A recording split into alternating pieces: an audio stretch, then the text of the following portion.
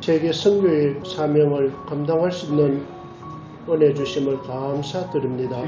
아버지 하나님, 이제 2025년도에 우리 단기 선교팀이 태국 땅을 밟게 하시고 또한 주님의 사랑을 나눌 수 있는 은혜 주심을 감사드립니다. 이 시간 신라만 콩교회에서 수요 예배로 하나님께 영광 돌립니다. 이 시간 예배 드릴 때에 성령의 기름 부으심 있는 귀한 예배 시간 되게 하여 주시옵소서. 아버지 하나님, 이 태국 땅에 저희 북일교회 주파송 선교사님과 협력 선교사님 또한 기도하시면서 사역을 감당하시고 계십니다. 사역마다 성령 하나님께서 함께 하시고 또한 돕는 자를 붙여주시고 계획하는 모든 일들이 하나님 은혜 가운데 진행되게 하시고 아버지 하나님 또한 건강도 지켜주시옵기를 간절히 빌고 원합니다. 아버지 하나님, 우리 북일교회가 지금까지 우리 선교사를 위해서 계속해서 기도하고 있습니다. 그 열매가 떨어지지 않게 하시고 우리가 북일교회에서 기도할 때에 응답은 선교지에서 나타나는 것을 저희들이 목도하였습니다. 아버지 하나님, 이곳에서 많은 열매로 나타나게 하여 주시옵소서. 또한 신라만 콩교회 이제 교회 건축을 앞두고 기도하는 가운데 있사오니 아버지 하나님, 건축하는 모든 가정들을 지켜주시고 조금 더 어려움 없도록 주님께서 함께해 주시옵소서. 아버지 하나님, 우리 선교사님들 자녀들 위에까지도 인도해 주시옵소서. 자녀들이 믿음으로 잘 성장케 하여 주시옵소서. 아버지 하나님, 우리 북일교회 김대경 담임 목사님 또한 보내주시고 또한 우리 팀원들 함께하여서 이곳에 왔습니다. 돌아가는 그 시간까지 안전과 건강을 지켜주시옵소서. 이 시간에 서석수 선교사님 귀한 말씀 전가하실 때에 능력의 장중에 붙들어 주시고 또한 아버지 하나님 성령의 영감을 더해 주시옵시고 저희들이 그 말씀을 듣는 대로 선교의 큰 도전을 받을 수 있도록 인도해 주시옵소서. 아버지 하나님께서 함께 하시고 예배 순서마다 성령 하나님 인도해 주시옵소서. 귀하신 예수님 이름으로 기도드리옵나이다. 아멘. 하나님의 말씀 갈라디아서 5장 22절에서 24절 제가 봉독하겠습니다. 오직 성령의 열매는 사랑과 희락과 화평과 오래 참음과 자비와 양성과 충성과 온유와 절제니 이 같은 것을 금지할 법이 없느니라. 그리스도 예수의 사람들은 육체와 함께 그 정욕과 탐심을 십자가에 못 박았느니라. 아멘. 단기 선교 오신 것을 진심으로 환영하고 축복하고 저보고 또 설교를 하라 그래서 이 자리에 섰는데 우리 유장님이 얼마나 빠르고 치밀하고 민첩한지 2달 전에 설교 본문을 돌았다. 난 그때 태국에 처음 왔는데 제가 오늘 아침에 일어나서 언제 보냈는지 카톡을 열어보니까 6월 11일. 근데 이제 그 전화를 받고 제가 1초도 고민 없이 이 본문을 떠올렸습니다. 예수님께서 6월절을 맞이해서 이제 예루살렘으로 가시죠. 이제 여리고에서 하룻밤을 묵으시고 이제 여리고에서 예루살렘까지 하룻길이기 때문에 제자들과 함께 이제 막바지 하룻길을 걸어서 예루살렘에 오는 중에 감람산에 들어서자마자 감람산에 있는 베다니에서 그 죽은 나사로를 살리세요. 나는 부활이요 생명이 이 말씀을 하시면서 놀라운 일을 하시고 난 다음에 또 발걸음을 재촉해서 감람산 자락에 있는 벳바기에 와서 제자들에게 이렇게 말합니다. 건너 마을에 가서 낙이 새끼가 하나, 어린 게 하나 있는데 좀 데리고 오라. 그 예수님의 지금 이 말씀은 너무 얼토당토 안 하는 말씀이에요. 사실은 이 말씀은 스가랴서의 말씀을 성취하기 위해서 하신 말씀이지만 상황적으로 보면 너무 얼토당토 안 하는, 왜냐하면 지금 6월절날 지금 6월절을 지키러 순례객들이 막바지 감람산을 넘어가는 그 찰나에 예수님께서 이 말씀을 하셨단 말이죠. 그러니까 문헌에 보면 6월절에는 하루길에 해당하는 길에서부터는 내 의지로 걸어올 수가 없는 거예요. 순례객들이 너무 많아서, 그러면 저쪽 편으로는 모데인이라고 하는 곳에서부터는 그냥 밀려서 와야 되고, 이쪽 편에서는 여리고에서부터 밀려서 예루살렘까지 와야 되는 그 수많은 인파들이 있는데 갑자기 건넌 말이 어떻게 간단 말이에요. 그 군중을, 틈바구니를 뚫고 지금 밀려서 가는 것도 버거운데 예수님께서는 굳이 하라고 하시는 거예요. 그것도 낙이 예수님가 아니잖아요, 지금. 그런데 그 낙이 새끼를 데리고 오는 것 자체도 이상한데 예수님 말씀은 상황적으로 보면 너무 얼토당토 안 한 말씀.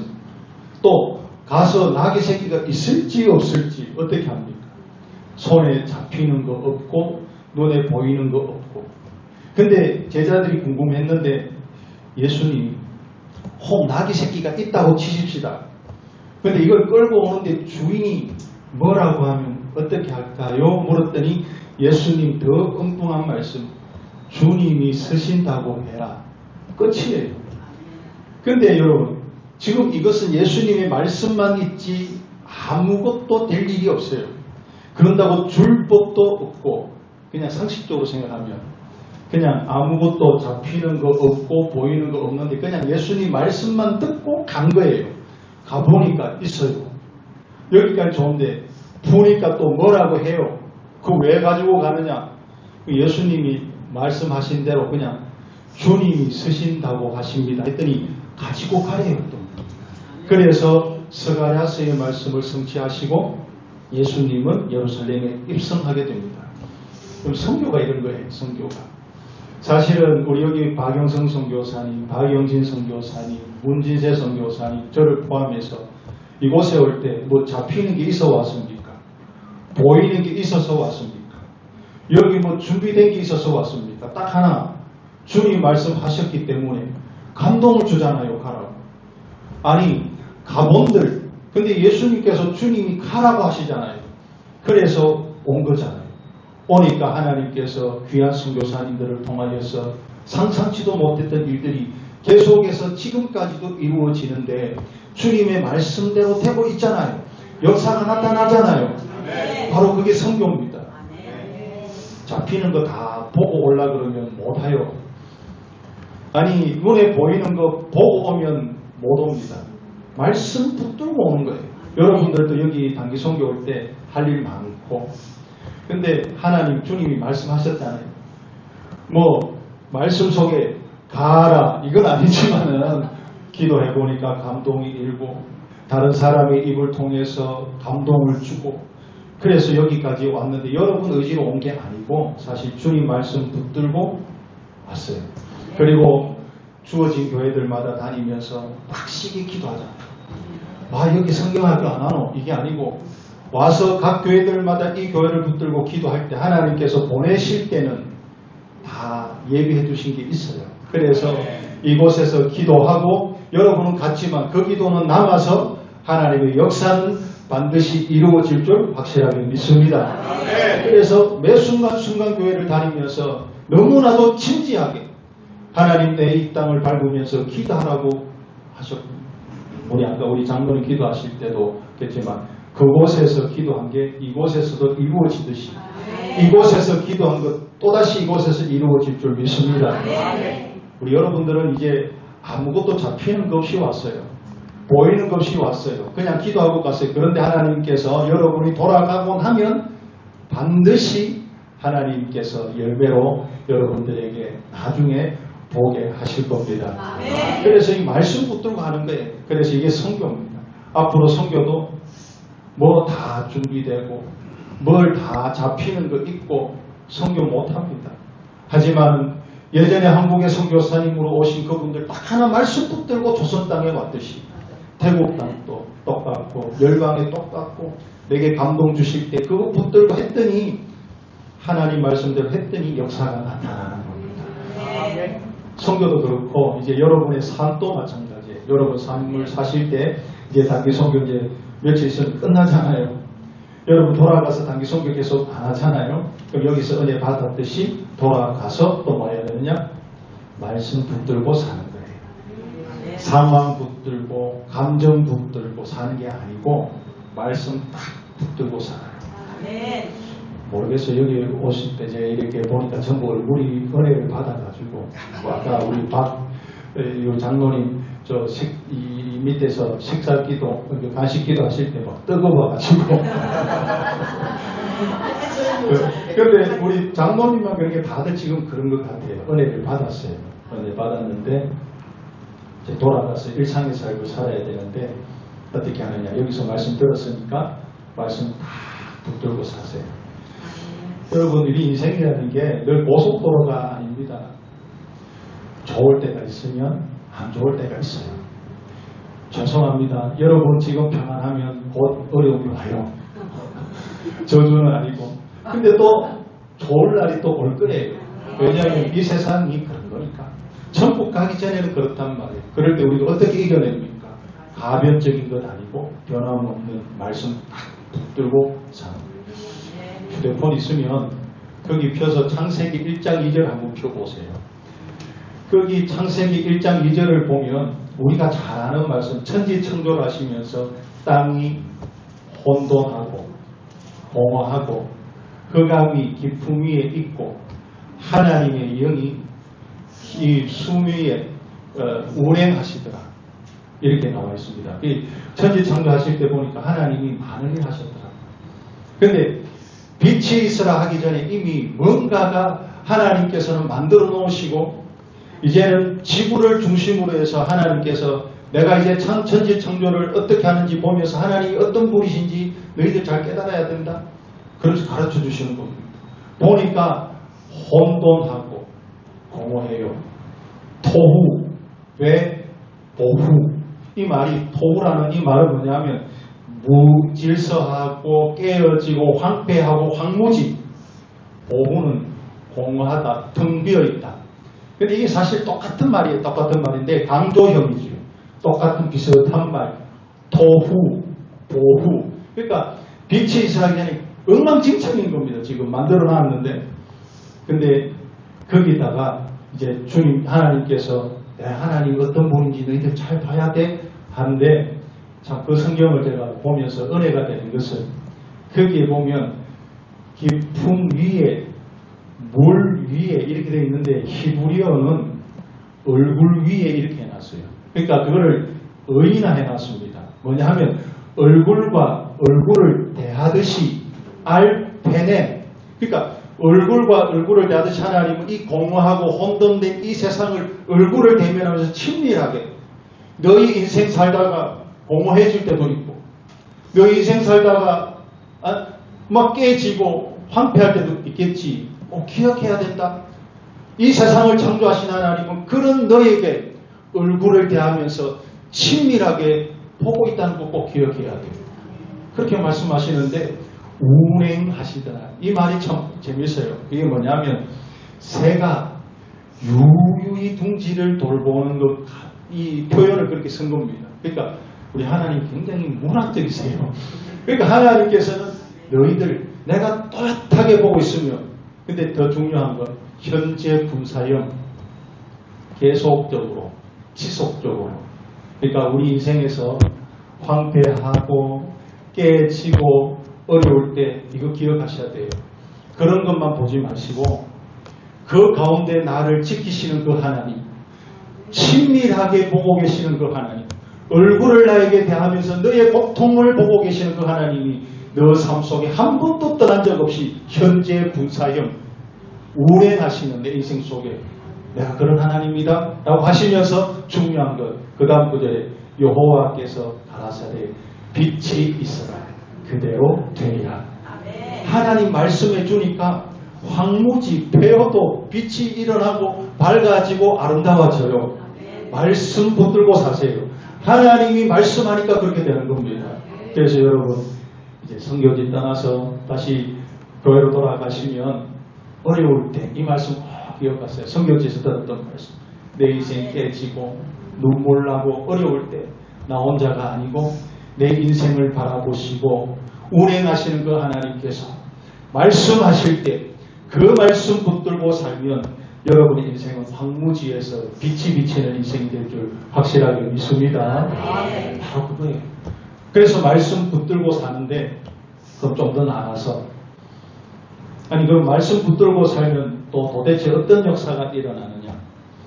에베소서 6장 17절에 보니까 이 전신갑주를 취하라고 말씀하시면서 그런 말씀이 있더라고요.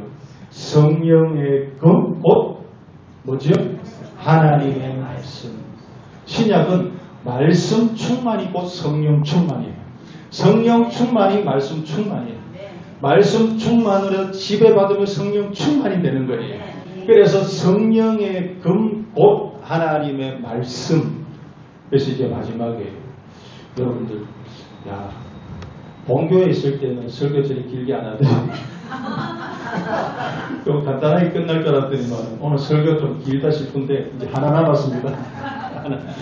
이제 오늘 본문으로 오는 거예요. 오늘 본문에 성령 충만하면 성령의 열매를 맺히는 겁니다. 근데 이제 9가지 다 하려고 그러면 밤새니까 몇 가지. 이제 오늘 본문 보시면 이제 성령 충만하면 이제 어떤 역사가 일어나느냐. 존 스타트 목사님은 성령의 열매는 한 가지다. 단수로 썼으니까. 그런데 뭐 얘네들 똑같아요. 그러니까 9가지 중에 첫 번째가 뭐죠? 사랑이에요.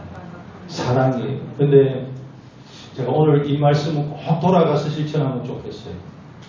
우리는 교회 안에서 사랑을 많이 말을 하는데 너무 사랑이 이상적이고 너무 사랑이 고차원적이고 너무 사랑이 관념적이고 그래서 사랑은 많이 말하는데 삶 속에서 사랑을 잘 못해요. 안 와닿으니까. 어떻게 사랑해야 되지? 너무 아가페적이고 오묘하고 이상적이고 그런데 알기는 아는데 사랑을 실천하려고 하니까 막연해지는 거예요. 그럼 우리 사랑장으로 한번 가보십시다. 고린도전서 13장에 여러분 이게 아시는 대로 사랑은 뭐 하는 거죠? 오래 참는 거예요. 사랑 어려운 거 아니에요. 오래 참으면 돼요. 또 사랑은 뭐죠? 온유함. 여러분 이 온유라는 말이 제가 헬라어 히브리어 다 떼고 온유라는 말이 어디서 나왔느냐 하면 제가 좋아하는 단어. 이 단어를 어디서 나왔는지 자세히 보면 친절하다 여기서 나왔습니다. 그러니까 성령 충만하면 사랑의 열매를 맺히는데 친절한 거예요. 그러니까 아니 성령 충만한데 안 친절한 사람이 있어요. 성령 충만 안 한 거예요. 그러니까 여러분 이제 성령 충만해서 친절이 자연적으로 나올 수도 있지만은 돌아가셔서 성령의 사람으로서 친절해지는 거예요. 그리고 사랑은 온유하고 시기하지 않고 이렇게 돼 있잖아요. 근데 시기하지 않고 요 말도 얼마나 제 마음에 와닿는지 몰라요. 시기하지 않는다 이 말도 뭐 시기하지 않는 질투하지 않는 거 읽는데 의외로 정반대의 의미가 있어요. 젤로 그 뭐냐면 따뜻함을 준다 이래요. 그러니까 성령 충만한 사람은 자꾸 따뜻해요. 그 사람 옆에 가면 자꾸 따뜻해져요. 그 가면 따뜻함을 줘요. 그러니까 성령 충만은 이상적이고 관념적인 게 아니고 친절하고 따뜻하고 자 이제 오늘 본문으로 다시 돌아와서 사랑은 그렇다 치고 희락 성령의 열매 중에 희락이 있어요. 희락은 그야말로 막 유쾌한 거 내 중심적이죠. 그죠? 근데 이 유쾌한 거 이거지만 이게 또 어디서 나왔느냐 하면 제가 좋아하는 그 단어 또 하나 있어요. 이 희락이라는 말, 이 말 속에 인사하다, 환영하다, 축복하다 이런 뜻이 있어요. 그러니까 성령 충만한 사람 인사 잘하는 겁니다. 성령 충만하면 환영해줘요. 축복해줘요. 자꾸 미운 말 안 한다고요. 그러니까 여러분들 내가 성령 충만한지 안 한지는 오늘 딱 보면 알아요. 친절한가? 인사 잘하는가? 내가 따뜻한가? 아니면 기도 오늘 다 하고 내일 가세요.